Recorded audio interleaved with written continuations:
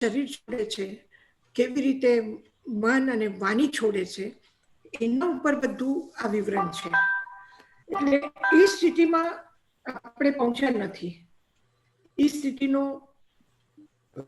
કોઈને અનુભવ છે એ આપણને ખબર નથી. પણ એટલું છે કે ખૂબ જે કહેવામાં આવ્યું છે એટલું બધું વૈજ્ઞાનિક છે, એટલું બધું સૂક્ષ્મ છે, અને કેવી રીતે આટલું બધું વ્યવસ્થિત આપણને કહી શક્યા છે. આપણે પણ ઘણાને શરીર છોડતા જોયું છે, એક એક પલ આપણે એને જોઈ છે. પણ એ વખતે શું અવસ્થા થાય છે, કેવી રીતે એ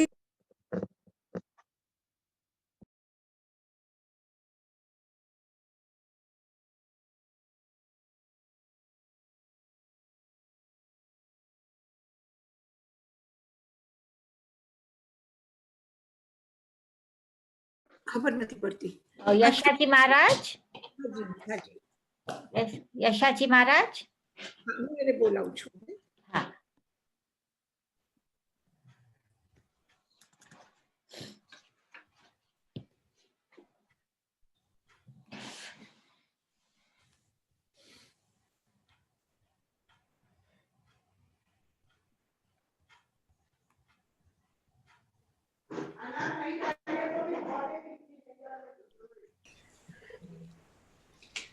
અને આયુષ્યનો પૂરું થવાનો ટાઈમ આવ્યું છે, અને 13મા ગુણસ્થાનથી 14મા ગુણસ્થાનમાં જ્યારે જાય છે ત્યારની જે સ્થિતિ છે એનું વર્ણન કરે છે. આહા ઉયમ પાલ ઈત્તા. આપણે 72 સુધીમાં 72 સુધીમાં બધા પ્રશ્નોત્તર હતા. હવે એનું વર્ણન છે શૈલેષ અવસ્થાનું. યશાજી મહારાજ, પછી યશાજી મહારાજ, આપણે ક્યાં ચેપ્ટરમાં હતા યશાજી? યશાજી, હા આપણે ક્યાં ચેપ્ટરમાં હતા? હા, વિડિયો બંધ કરીએ છીએ. હા, તો ક્યાં હતા આપણે? ચેપ્ટર 29. 29. આપણે શરૂ કરીએ પછી? હા, કરીએ. હા, આજે 13મા ગુણસ્થાન આપણે ક્રોધથી પરિચિત છે, માન માયા લોભથી પરિચિત છે, એટલે આપણે સમજી શકીએ છીએ કે સંજલન લોભ થોડું બાકી છે, એ પૂરો કરીને કેવલ જ્ઞાન પ્રાપ્ત થયું.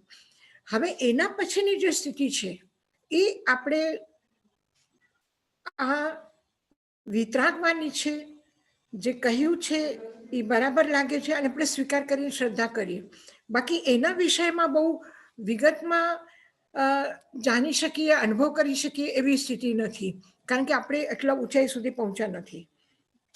તો કેવલ જ્ઞાન પ્રાપ્ત કર્યા પછી આહાવ ઉયમ પાલયિતા, જેટલું આયુષ્ય છે એ પૂરું કરીને, એ આયુષ્યનો ભોગ કરીને અંતો મુહૂર્ત તદ્ધા અવશેષ આઉએ, અંતર મુહૂર્ત પરિમાણ આયુ જ્યારે શેષ બાકી છે ત્યારે અંતો મુહૂર્તમ, અંતર મુહૂર્ત સુધી અવશેષ બાકી રહેલી આયુષ્ય છે. આવુએ આયુષ્ય અવશેષ એટલે બાકી છે કેટલી? અંતો મુહૂર્ત, અંતર મુહૂર્ત સુધીની આયુષ્ય હજી બાકી છે. ત્યારે યોગ નિરોહમ કરે માને, યોગનું નિરોધ કરે છે. મન વચન કાયાને એકદમ કેન્દ્રિત કરી નાખે છે. અંતર મુહૂર્ત પરિણામ બાકી રહે ત્યારે શેનું બાકી રહે? આયુષ્ય પૂર્ણ થવાનું. એટલે ભગવાન મહાવીરની 72 યર્સ ઉંમર છે, તો 72 યર્સ પૂર્ણ થવા આવ્યા અને નિર્વાણ થવાનું છે. એના અંતર મુહૂર્ત પહેલા આયુષ્ય શેષ બાકી રહે ત્યારે યોગ નિરુદ્ધમ યોગનો નિરોહ કરે માને યોગનો નિરોધ કરવાનું શરૂ કરે છે. અપરિવાહી સુખ ધ્યાનમ જાય માને શુક્લ ધ્યાનના જે પ્રકાર છે એમાં છે સૂક્ષ્મ ક્રિયા પ્રતિપાટી, એટલે એકદમ સૂક્ષ્મ ક્રિયા બાકી છે. એટલે મનની, વચનની અને શરીરની એકદમ સૂક્ષ્મ ક્રિયા બાકી છે. ત્યારે સૂક્ષ્મ ક્રિયા અપ્રતિપાતી, એટલે પાછી જે સૂક્ષ્મ ક્રિયા થવા શરૂ કરી પાછી એ સ્થૂળમાં આવશે એવું નથી. એટલે આ અવસ્થાનો પ્રારંભ, યોગનો નિરોધ પ્રારંભ થાય તો એ પછી સીધું નિર્વાણ જ પામે, વચમાં ક્યાંય પણ પાછું એ આવે નહીં. એટલે એક વખત આ પ્રક્રિયા શરૂ થાય એટલે આયુષ્ય પૂર્ણ થવાનું જ છે એ પાકું. પછી પાછા એનાથી પાછા નહીં આવે. યોગ નિરોધમાં પ્રવૃત્તિ કરતા સૂક્ષ્મ ક્રિયા પ્રતિપાતી નામક જે શુક્લ ધ્યાન છે એને પ્રાપ્ત કરે છે. શુક્લ ધ્યાનમાં પહેલા શું કરે? મન જોગમ નિરુંભયતા, સૌથી પહેલા મન યોગને નિરોધ કરે છે, એટલે રોકી રાખે છે. મનની જે ગતિ આટલા દૂર સુધી જાય છે એ નથી જતી, બસ ત્યાં ને ત્યાં છે, કેન્દ્રિત થઈ ગઈ છે. તો મનોયોગનો નિરોધ કરે છે. મનોયોગનો નિરોધ કરીને શું કરે છે? વૈજોગમ નિરુંભય, વચન યોગનો નિરોધ કરે છે. વૈજોગમ નિરુંભયતા આનાનું પાન નિરોહમ કરેઈ, આનાપાનું નિરોહમ કરે એટલે શ્વાસ અને ઉચ્છ્વાસ. આન અપાન, આન એટલે શ્વાસ, ઉચ્છ્વાસ એટલે અપાન.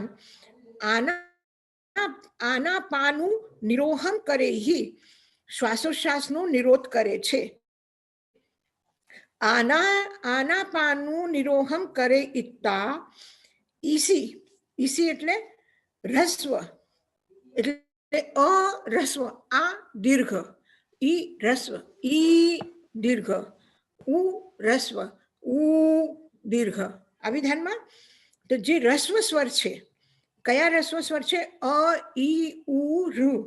આ જે રસ્વ સ્વર છે, આનાપાનું નિરોહમ કરે ઈચ્છતા શ્વાસોચ્છ્વાસનો નિરોધ કરીને ઈસી રસ્વ પંચ રસ્વ ખર 5 પ્રકારના અક્ષરનો ઉચ્ચારણ થાય.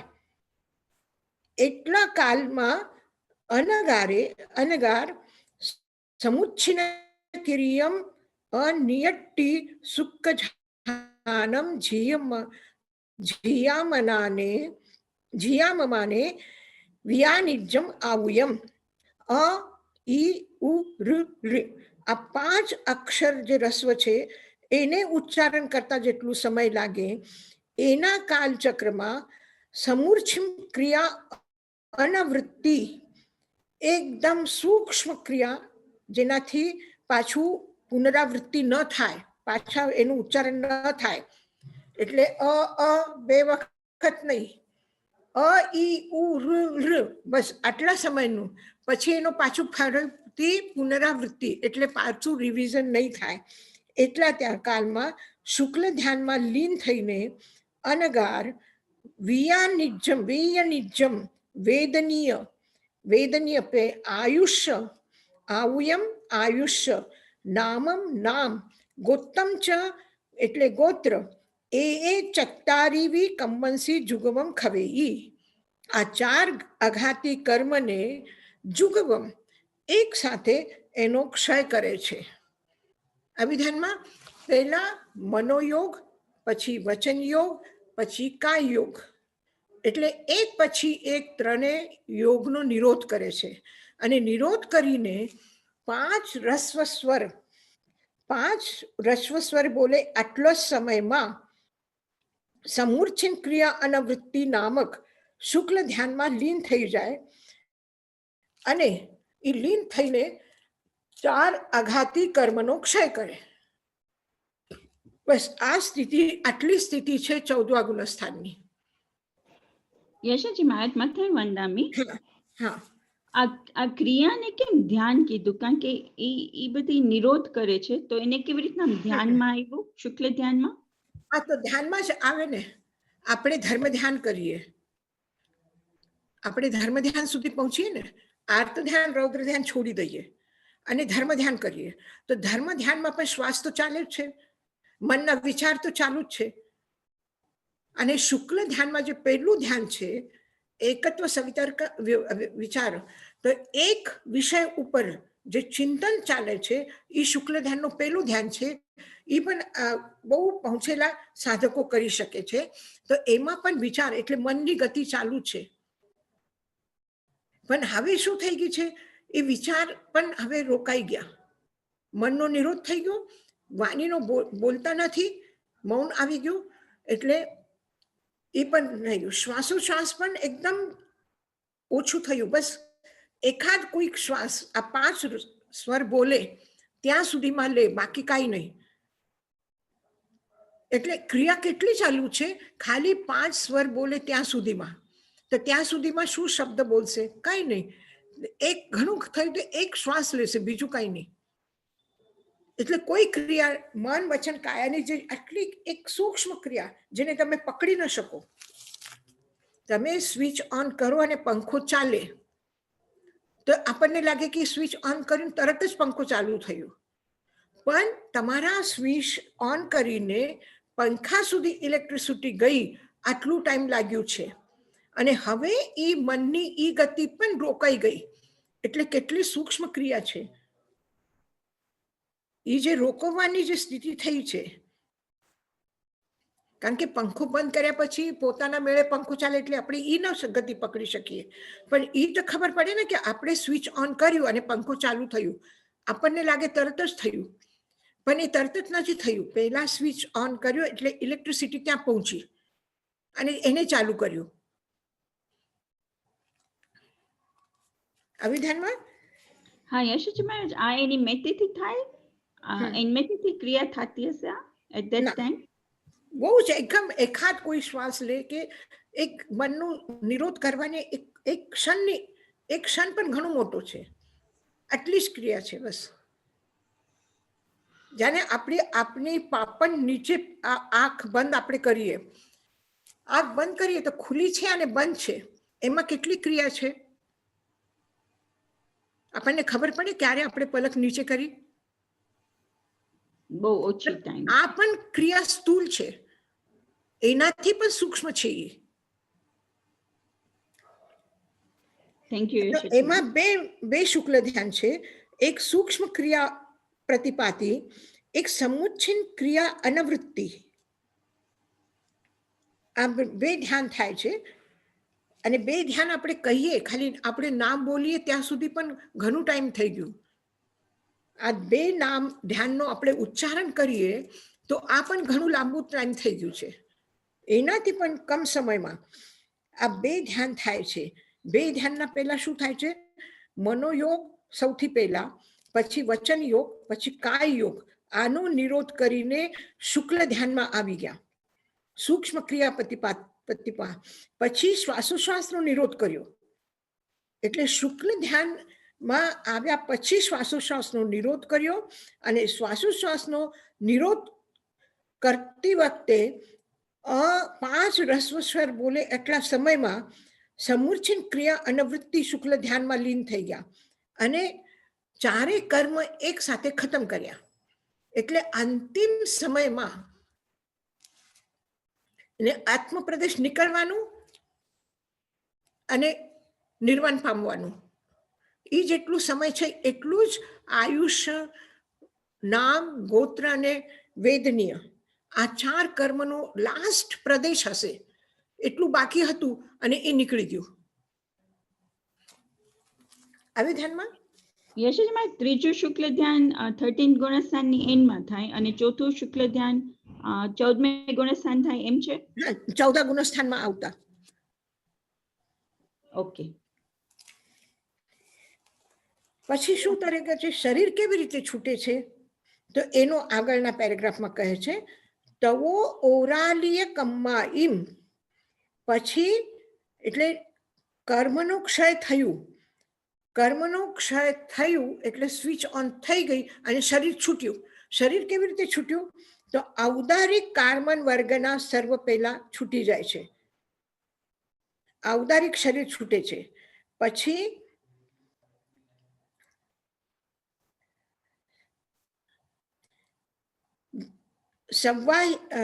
ઓરાલીય કમ્માહિમ સવ્વાહિમ વિપ જહનાહિમ વિપ જહિતા. ઔદારિક કાર્મન વર્ગના સમસ્ત પ્રદેશને છોડી દે છે અને એ છોડીને ઉજ્જુ સેની પત્તે રુજુ શ્રેણી કરીને અફુસમાન ગઈ. સ્પર્શ એ ગતિનો થતો નથી એવી સૂક્ષ્મ ગતિથી એને આપણે હાથ ફેરવીએ, આપણે કપડું આમ ઝાટક્યું તો એમાંથી જે હવા નીકળે છે એ હવાની પણ ગતિ એનો સ્પર્શ છે. પણ આત્મપ્રદેશ શરીર આટલા જલ્દી છૂટે છે અને આટલા ઝડપથી થાય છે કે એના ગતિનો સ્પર્શ પણ ખબર ન પડે.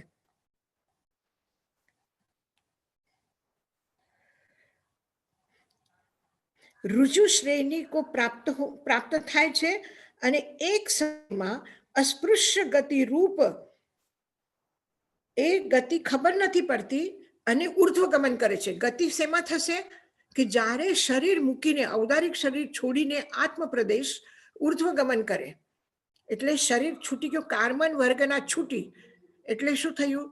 તેજસ વર્ગના પણ છૂટી ગઈ અને ઔદારિક શરીર પણ છૂટી ગયું. છૂટ્યું, હવે શરીર નથી. શરીર વગરની આત્મા આપણે આ જન્મમાં મર્યા અને મરીને પાછું જ્યારે બીજા ભાવમાં જશું ત્યારે આપણા સાથે તેજસ શરીર અને કાર્મન શરીર છે. પણ એમને કાર્મન વર્ગના બધા પરમાણુ પણ છોડી દીધા, પૂતગલો છોડી દીધા. હવે કાર્મન શરીર નથી એટલે કર્મ નથી, કોઈ પણ એક પણ કર્મ નથી. એટલે શું થયું? શરીર પણ ગયું, શ્વાસ ગયા, પ્રાણ ગયા, બધું ગયું. ગયા પછી શું રહ્યું? માત્ર આત્મપ્રદેશ રહ્યા. ત્યાં સુધીમાં આત્માની કોઈ એવી સ્થિતિ નથી કે ઈ શરીર કાર્મન વર્ગના રહિત છે, કાર્મન વર્ગના નથી, ખાલી આત્મપ્રદેશ છે. એવું અનાદિકાલથી બરાબર જીવ અને કર્મ સાથે આવે છે. તો એક ક્ષણ પણ આવી સ્થિતિ ક્યારે નથી થઈ કે માત્ર આત્મપ્રદેશ છે અને કર્મન વર્ગના નથી.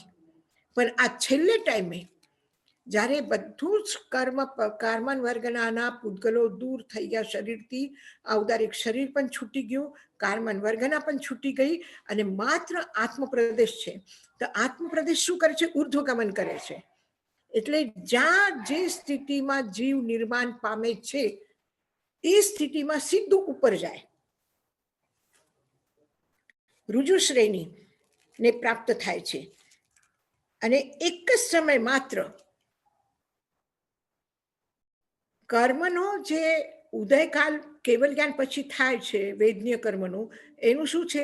પહેલા સમયમાં બંધ, બીજા સમયમાં નહીં, પહેલા સમયમાં આગમન, બીજા સમયમાં બંધ, ત્રીજા સમયમાં ભોગ અને નિર્જરા. તો પણ એને 3 સમય છે અને જીવ પણ એક ગતિમાંથી બીજા ગતિમાં જાય છે. તો એક સમયમાં છોડે છે અને આનુપૂર્વી સીધી ગતિમાં ક્યાંક જાય તો ઠીક, ત્યાં ન જાય અને એને જબરદસ્તી લઈ જવામાં આવે તો 3 સમય, નહીં તો પછી 2 સમયમાં પહોંચી જાય. પણ અહીંયા શું થાય છે? એક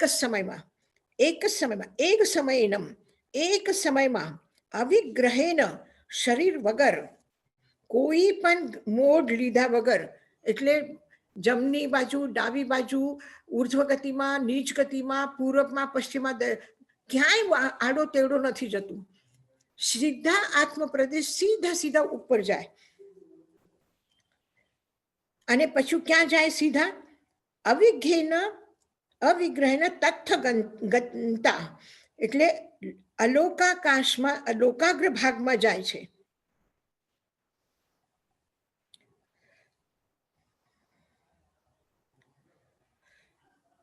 સાગારા ઉવત્તે સિજ્જઈ, ત્યાં સાકાર ઉપયોગ વાળો જ્ઞાન ઉપયોગ સિદ્ધ થાય છે, એને જેને માત્ર એ જ્ઞાન ઉપયોગ છે એવા સિદ્ધ અવસ્થામાં પહોંચે છે.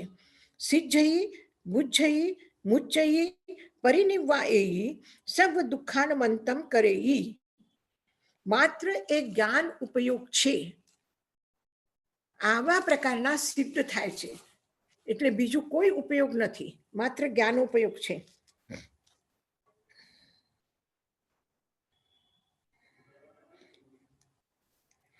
તવો ઓરાડ્ય કમ્માહિમ ચ સવ્વાહિમ વિપ્પજહાનાહિમ વિપ્પજહિતા. એના પછી ઔદારિક શરીર છોડે છે, કાર્બન અને કાર્બન શરીર, એ બધા જ પ્રદેશોને છોડીને વિપ્પજહનાઈમ એને ત્યાગ કરે છે, છોડી દે છે. અને વિપ્પજાહિતા એને છોડ્યા પછી રુજુ શ્રેણીને પ્રાપ્ત થાય છે. રુજુ શ્રેણી એટલે એકદમ હલકી, આત્મા એકદમ શરીર વગરની થઈ ગઈ છે, એટલે એનો કોઈ વજન નથી.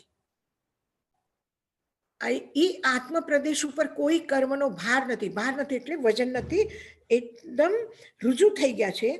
અસ્પૃશ્યમાન ગઈ અને કોઈ પણ જાતનો સ્પર્શ વગરની ગતિ કરે છે. ઉર્ધ્વમ ક્યાં કરે છે? ઉર્ધ્વ દિશામાં સીધું ઉપર જાય છે. એક સમયેનમ માત્ર એક સમયની આ ગતિ છે કે જ્યાં અવિજ્ઞેનમ તથ્થગંતા એ લોકાગ્ર ઉપર જઈને સ્થિત થાય છે. સીધા લોકાગ્રમાં, લોકના અંતિમ છેડા ત્યાં ઉપર જઈને ત્યાં રહી જાય, સ્થિત થઈ જાય. સાગરો ઉત્તે ત્યાં માત્ર એક આગાર શું છે? જ્ઞાનોપયોગ છે. એવું સિદ્ધયી બુદ્ધયી મુચ્ચયી અને સિદ્ધ થાય છે, બુદ્ધ થાય છે, મુક્ત થાય છે. પરિનિવ્વાયેયી નિર્વાણને પ્રાપ્ત થાય છે. સર્વ દુઃખાનમંતમ કરી બધા દુઃખનો અંત કર્યા એવા થઈ જાય છે. એસ ખલુ આ ખલુ સમ્યક્ત પરક્રમસ્સ અધ્યયનસ્સ અઠ્ઠે સમનેન ભગવયા મહાવીરેન. શ્રમણ ભગવાન મહાવીરને આ સમ્યક્ત પરાક્રમ નામક અધ્યયનનો અર્થ કહ્યું છે. આ અર્થ શું છે? આઘવીએ એટલે આખ્યાત છે, એને પ્રરૂપિત કરેલું છે. પ્રજ્ઞાપિતમ પ્રરૂપના કરી છે. આખ્યાત, પ્રખ્યાત અને કેવું પ્રરૂપિત છે. પછી મહાવીરેનો આઘવીએ, પન્નવીએ, પરુવીએ, દંસીએ એને દર્શન આપ્યું છે, મતલબ ચિંતન આપ્યું છે. ઉદંસીએ અને ઉપદેશ આપ્યું છે. આ બધા શબ્દ છે ને પર્યાયવાચી છે. એવમેવ ભગવયા આખ્યાયમ એટલે આખ્યાત કહ્યું, કથન કર્યું. આઘાવીએ, પન્નવીએ પ્રજ્ઞા એની આપી, પ્રરૂપના કરી, દેશના આપી અને ઉપદેશ આપ્યું. આ સમ્યક્ત પરાક્રમ નામના અધ્યયનનું એમને ઉપદેશ આપ્યું. હવે એક વખત પાછું એને આપણે અર્થ કરી લઈએ. હું એક વખત બોલી જાઉં છું, પછી અર્થ કરશું. અહાવ ઉયમ 73 સૂત્ર છે. અહાવ ઉયમ પાલયિતા અંતો મુહૂર્તધાવશેષા ઉયે જોગ નિરોહમ કરે માને સુહમ કિરિયમ અપડિવાયી સુખ જાનમ જાયમાને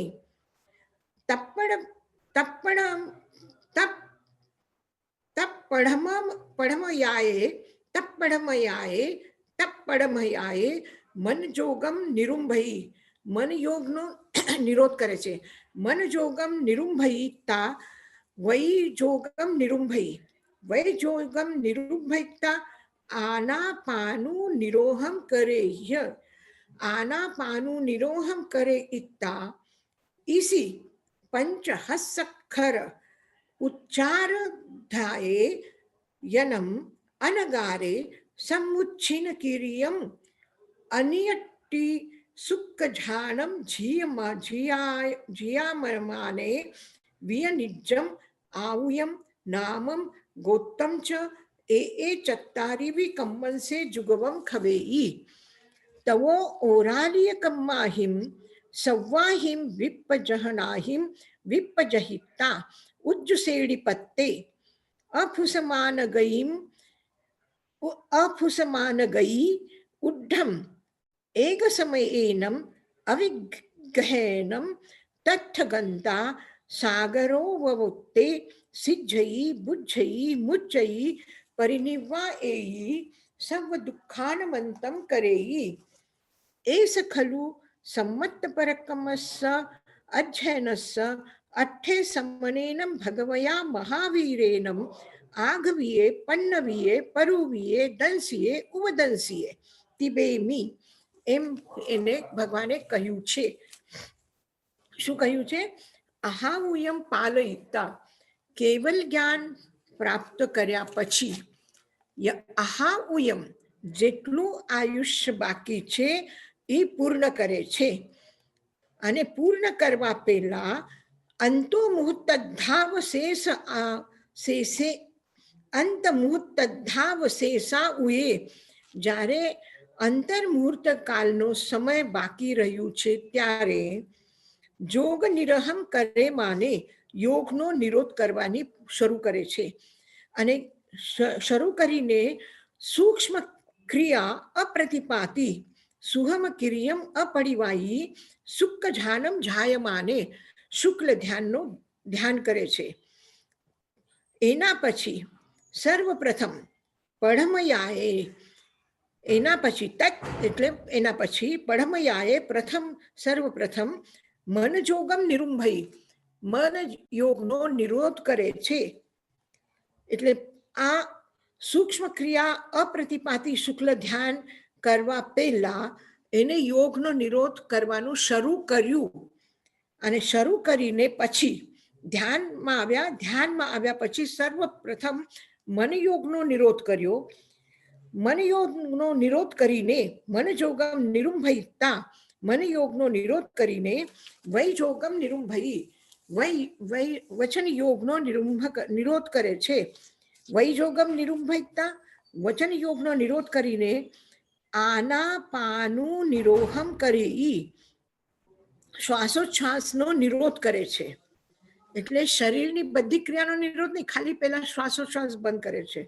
આનાપાનું નિરોહમ કરે, શ્વાસોચ્છ્વાસની ક્રિયાનો નિરોધ કરે છે. એ કરીને ઈસી પંચહસ્સખર ઉચ્ચાર થાય, 5 રસ્વ સ્વરનો ઉચ્ચારણ થાય આટલા સમયમાં અનગાર સમુચ્છિન ક્રિયા અનિવૃત્તિ, સમૂર્છિન ક્રિયા અનિવૃત્તિનો નામનો શુક્લ ધ્યાનમ જીયામાને, શુક્લ ધ્યાન, આ નામનો જે શુક્લ ધ્યાન છે એનું ધ્યાન કરે છે. એ ધ્યાનમાં વિયનિજમ આયોયમ નામમ ગોત્તમ ચ એ ચત્તારી કંવંસી જુગવમ ખવે, આયુષ્ય નામ ગોત્ર આ 4 કર્મને એક સાથ ક્ષય કરે છે. એ 4 કર્મનો ક્ષય કરે ત્યારે જ તરત જ તવો ત્યારે ઓરાલીય કમ્માઈમ ચ સવ્વાહિમ વિપ્પજહનાહિમ, ઔદારિક અને કાર્મન આ 2 શરીરનો સર્વથા એટલે સંપૂર્ણ પ્રદેશોથી એને મુક્ત થાય છે.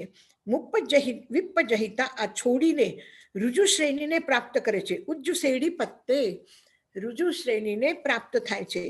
એ રુજુ શ્રેણી કેવી છે? અફુસમાન ગઈ, એનો સ્પર્શ થતું નથી. સ્પર્શ ક્યાંથી થાય? સ્પર્શેન્દ્રિય નથી તો સ્પર્શ કોણ કરશે? આવી ધ્યાનમાં સ્પર્શ નથી એવી તો સ્પર્શ ક્યાંથી થાય? કારણ કે માત્ર આત્મપ્રદેશ છે, ત્યાં સ્પર્શેન્દ્રિય નથી. એટલે એકેન્દ્રિય જીવથી લઈને પંચેન્દ્રિય જીવ સુધીમાં સ્પર્શેન્દ્રિય છે, એટલે સ્પર્શનો અનુભવ થાય છે. પણ સ્પર્શેન્દ્રિય નથી તો પછી સ્પર્શ નથી, ખાલી ગતિ છે. કોની ગતિ છે? માત્ર આત્મપ્રદેશની ગતિ છે. અને એ આત્મપ્રદેશની ગતિ પણ કેટલી છે? માત્ર એક સમયનો. આ સવ્વાહિમ વિપ્પજહનાહિમ વિપ્પજહિતા ઉજ્જુ શેડી પત્તે અફુસ માન ગઈ ઉઢ્ઢમ ઉર્ધ્વ ગતિ કરે છે અને એ ગતિ કેટલા સમયની છે? એક સમયેનમ માત્ર એક સમયની ગતિ છે. અવિઘ્નેનમ પછી લોકાગ્ર ભાગ ઉપર એ સ્થિત થાય છે. ત્યાં જઈને સાગારો ઉત્તે સાગાર ઉત્તે એટલે સાકાર જ્ઞાન ઉપયોગ ત્યાં થાય છે. ફક્ત ત્યારે સિદ્ધઈ એવી રીતે સિદ્ધ થાય છે, બુદ્ધ થાય છે, મુક્ત થાય છે, પરિનિર્વાણને પ્રાપ્ત કરે છે અને બધા દુઃખનો અંત કરે છે. સિદ્ધઈ બુદ્ધઈ મુચ્ચઈ પરિનિર્વાયઈ સર્વ દુઃખાનમંતમ કરેઈ એસ ખલુ સંમત પરક્રમસ્ય અધ્યયનસ્ય અઠ્ઠે સમનેન ભગવયા મહાવીરેનમ આઘવીએ પન્નવીએ પરુવીએ દેનસીએ ઉવદસીએ. આ સમ્યક પરાક્રમ નામક અધ્યયનનું અર્થ આ પ્રમાણે ભગવાન મહાવીર શું કર્યું છે? આખ્યા કથન કર્યું છે, પ્રજ્ઞા આપી છે, જ્ઞાન આપ્યું છે, એનું પ્રરૂપના કરી છે, દેશના આપી છે અને ઉપદેશ આપ્યું છે. તિબેમી એમ હું તને કહું છું. અભિધર્મનો આપણે 29મો અધ્યાય પૂરું કર્યું છે. પછી આપણે શું કરવાનું છે અને આ પ્રશ્ન સંબંધમાં કોઈને કંઈ પૂછવું છે? યશાજી મહારાજ, તો હા, બોલો. આપણે એમ કે શુક્લ ધ્યાન જ્યારે ભગવાનને કેવલ જ્ઞાન થાય પછી શુક્લ ધ્યાન ના હોય, શુક્લ ધ્યાન રાઈટ એટ ધી એન્ડ હોય, જ્યારે લાસ્ટ 48 મિનિટ્સ કે એનો લેસ ત્યારે થાય શુક્લ ધ્યાન નિર્વાણના સમયમાં. નિર્વાણના સમયમાં. અચ્છા, એને બહુ બહુ એકદમ આપણે પકડી ન શકીએ, સમજી ન શકીએ આટલું થોડું ટાઈમ છે. તો જ્યારે કેવલ જ્ઞાન પછી હજી ધર્મ ધ્યાન હોય? ના, શુક્લ ધ્યાન.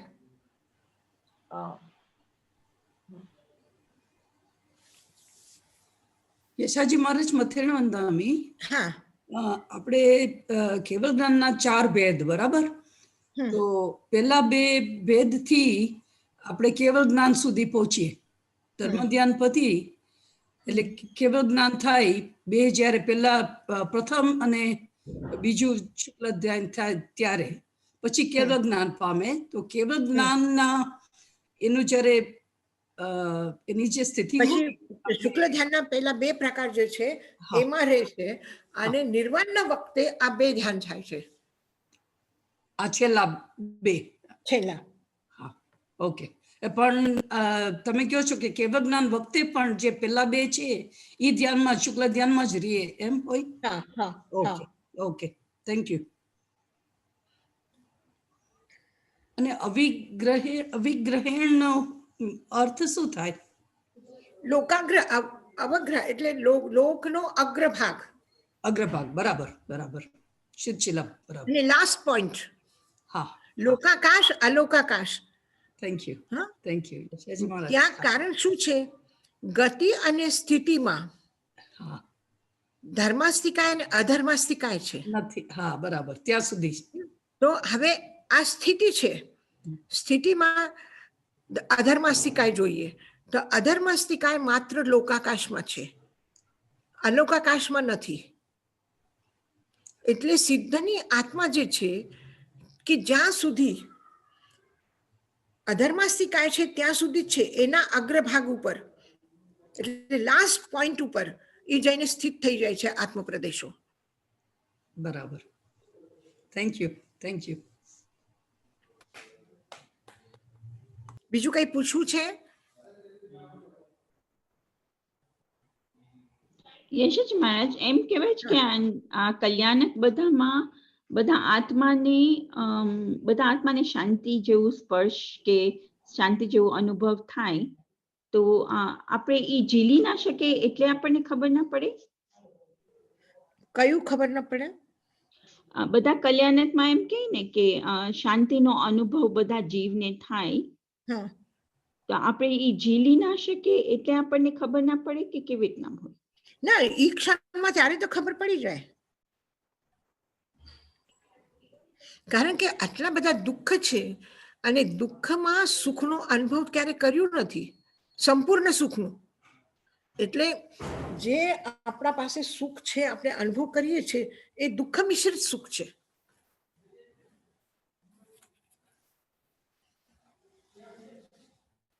એક બહુ પરફેક્ટ નહીં, પણ આપણે ખાલી સ્થિતિને સમજાવવા માટે આપણે કહીએ કે માં સંતાનને જન્મ આપે છે અને એનો જન્મ થાય એટલે માને પ્રસન્નતા થાય, પરિવાર આખો પ્રસન્ન થઈ જાય, બરાબર. પણ એ પ્રસન્નતાના સાથે સાથે માને વેદના છે. આવી ધ્યાનમાં? હા યશજી મહારાજ. એટલે એને વેદના ગર્ભિત પ્રસન્નતા છે, જેના મૂળમાં પહેલા અંદરમાં છુપાયેલી વેદના છે, એના જન્મના સમયની વેદના છે, અને તોય પ્રસન્નતા થાય છે. હવે દીકરી સાસરે જાય ત્યારે પિહર છોડવાનો એને દુઃખ છે, પણ લગ્ન થયા ને હવે જવું છે તો એને પ્રસન્નતા પણ છે. દીકરીને સારું પરિવાર મળ્યું, સારી જગ્યા જઈ રહી છે, એનો સુખ પણ છે માતા પિતાને, અને દીકરી હવે જાય છે, વિદા આપવી છે તો દુઃખ પણ છે. તો એટલે દરેક ખુશીના અંદરમાં દુઃખ રહેલું છે, એટલે દુઃખ મિશ્રિત સુખ છે. એટલે એની અનુભૂતિ પૂર્ણ અનુભૂતિ નથી આપણા પાસે સુખની. અને આ સુખ જે હું કહું છું કે વિદાનો કે દુઃખનો, સુખનો, જવાનું કે આવવાનું, આ તો બહુ સ્થૂળ છે, આ તો શારીરિક સુખો છે, આ નિમિત્ત માત્રના છે. નિમિત્ત વગરનો જે સુખ છે, જે આત્માનો સુખ છે, જે આત્માનો આનંદ છે, એને કોઈ નિમિત્ત નથી જોતું. આ નિમિત્ત વગરનું છે આનંદ. અને આપણે બહુ સારું ભણ્યા અને એટલે ખુશી થઈ, તો આ ખુશી શું છે? નિમિત્તના કારણથી છે. આપણે એક્ઝામ આપી, ફર્સ્ટ ક્લાસ ફર્સ્ટ થયા, ગોલ્ડ મેડલિસ્ટ છે, તો એની ખુશી છે. પણ એ ખુશી શું છે? નિમિત્તક છે. નિમિત્ત જો ન પાસ થયા હોત અને ગોલ્ડ મેડલિસ્ટ ન થયા હોય, ફર્સ્ટ ક્લાસ ફર્સ્ટ ના આવ્યું હોય, એક માર્ક પણ એનું ઓછું રહી જાય તો દુઃખ છે કે બીજાને મળ્યું, મને ન મળ્યું. તો આ નૈમિત્તિક સુખ છે, આ આત્માનું સુખ નથી. આત્માનું જે સુખ છે આ નિમિત્ત વગરનું છે. કોઈ સારા સમાચાર નથી, કોઈ સારું કંઈક ભોજન મળ્યું નથી, કે કોઈ સારા કપડા મળ્યા નથી, કાંઈ નથી મળ્યું, અને છતાં પણ એકદમ આનંદ આનંદ છે. તો એ નિમિત્ત વગરનું સુખ સુખ છે. થેન્ક યુ યશજી મહારાજ. તો આ જે સુખ છે અનુભવ કરે છે, આ નિમિત્ત વગરનો સુખનો અનુભવ કરે છે. યશાજી, અનંત કાલ માટે પાછું હા, આ જે સુખ છે એ અનંત કાલ માટે છે. અનંત કાલ માટે છે,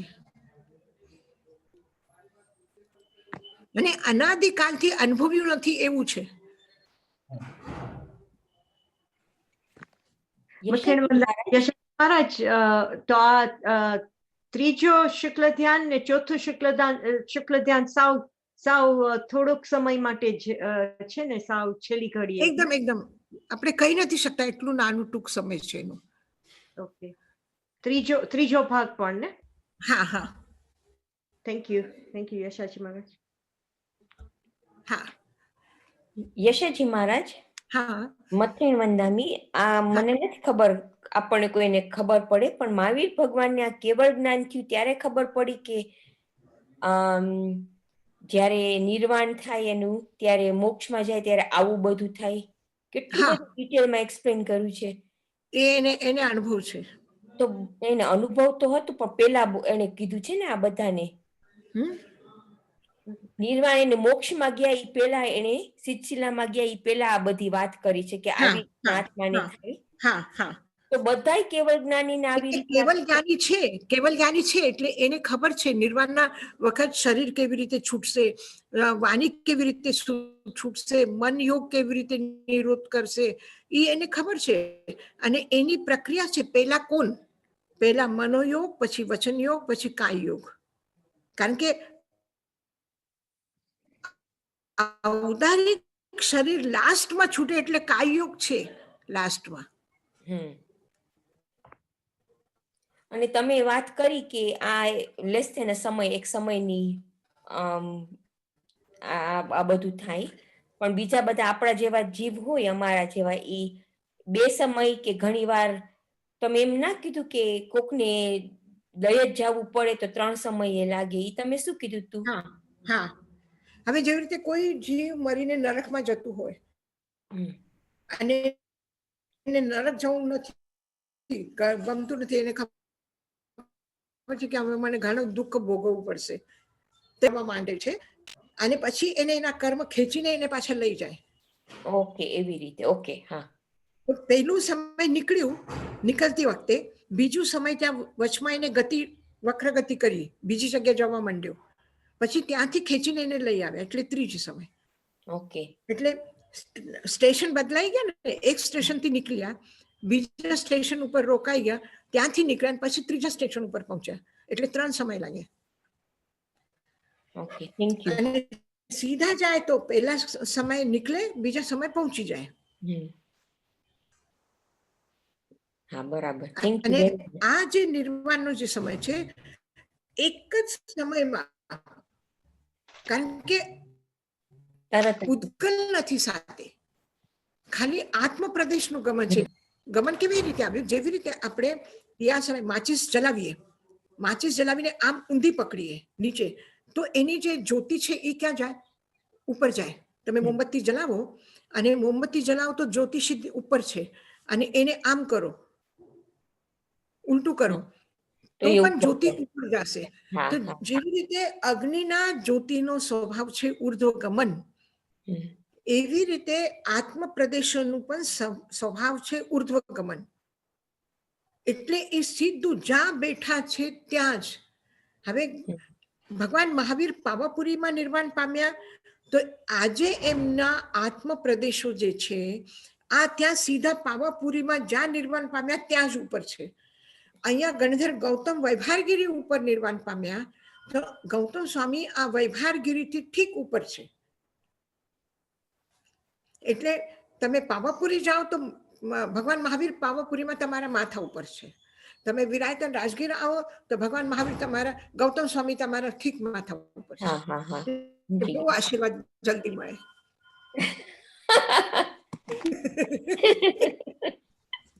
એવી રીતે આત્મા બીજા આત્માનું કરી શકતા હોત તો આપણે ક્યાંય પહોંચી ગયા હોત. થેન્ક યુ યશાજી મહારાજ. પણ જ્ઞાનોપયોગ છે ને. હા હા, જ્ઞાનોપયોગ છે. મતેન વંદામી યશાજી મહારાજ. હાજી, આપણે જે તેજસ શરીર છે એ આપણે ઔદારિક શરીરની સાથે જ જતું રહે? ના, કાર્બન શરીર સાથે જાય. તેજસ અને કાર્બન સાથે જ હોય, અને એટલું સૂક્ષ્મ થઈ જાય કે પછી તેજસ અને કાર્બન એકદમ એક જવા, મતલબ કાર્બન જ છે, તેજસ નથી, એવી સ્થિતિ થઈ જાય. કારણ કે તેજસ શરીર શું છે? વિદ્યુત છે, એનો કર્મનું વિભાજન કરવા વાળું છે. કાર્બન વર્ગના જે કર્મ પરમાણુને ભેગું કર્યું, એ કાર્બન વર્ગના પ્રદેશ પછી ઔદારિક શરીરમાં મોકલવા, વૈક્રિય શરીરમાં મોકલવા કે આહારક શરીરમાં મોકલવાનું, આ દરેક જગ્યાએ એનું વિતરણ કરવાનું, આ કામ બધું તેજસ શરીર કરે છે. તો હવે આ કામ ખતમ થઈ ગયું, એટલે તેજસ શરીર પહેલા જાય. એને અન્નને પચાવવાનું, એને જેને આપણે લીવર કહીએ ને, તો આ અંગ્રેજીમાં લીવર કહેવાય, એમાં જઠર કહેવાય. તો જઠરાગ્નિ, તો અગ્નિ છે ત્યાં, જઠર અગ્નિ એટલે તેજસ શરીર છે ત્યાં. એ તેજસ શરીર અન્નનું પાચન કરે, એનો બ્લડ બનાવે, બ્લડ આખા શરીરમાં મોકલે, એટલે અંદર શરીરની જે ગતિ થાય છે આ બધી તેજસ શરીરની છે.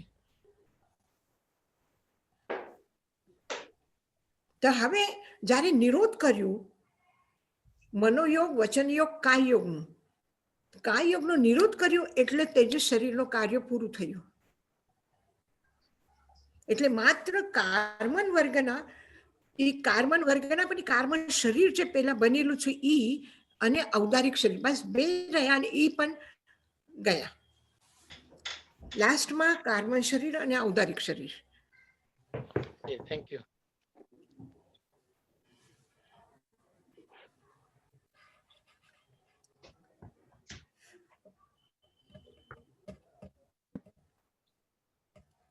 તો આપણે હવે જે આપણે પાછું ઉત્તરાધ્યાયને કરશું તો તમારા બધાથી એમ સમાચાર મળે છે કે આપણને લેશા અને કર્મ સિદ્ધાંત આ બે ઉપર સમજવું છે.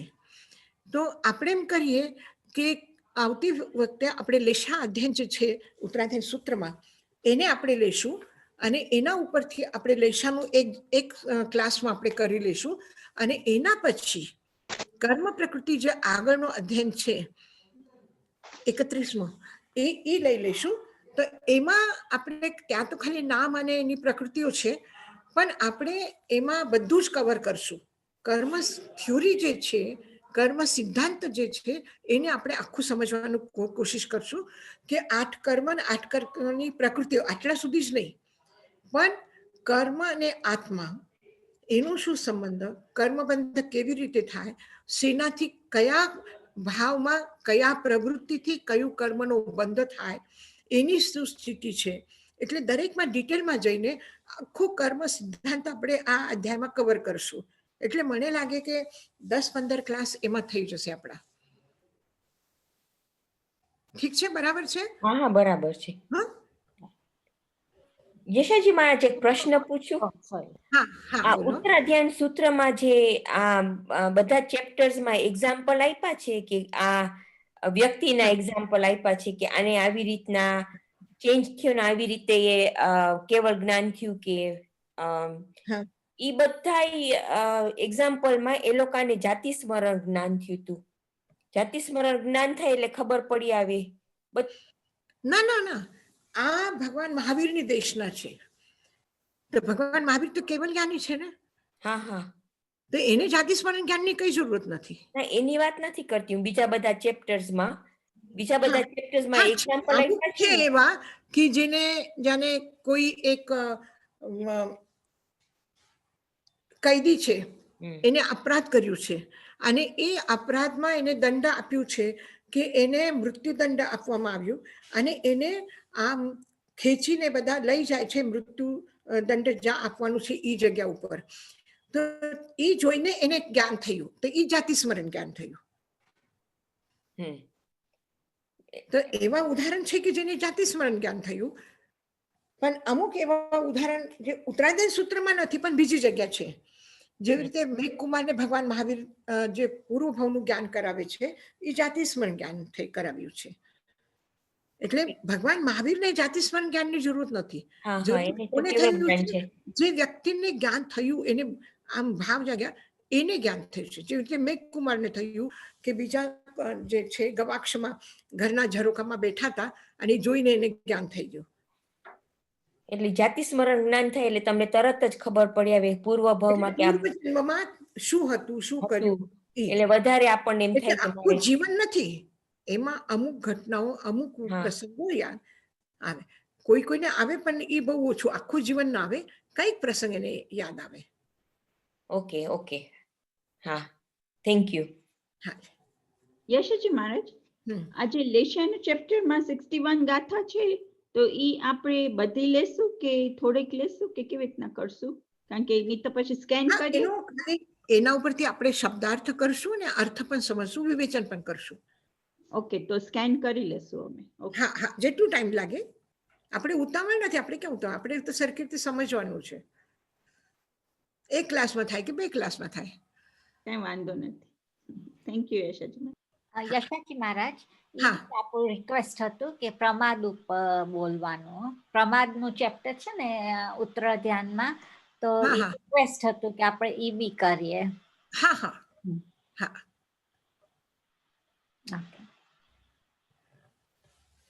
તો અત્યારે આપણે મંગલ પાઠ કરીએ. હા.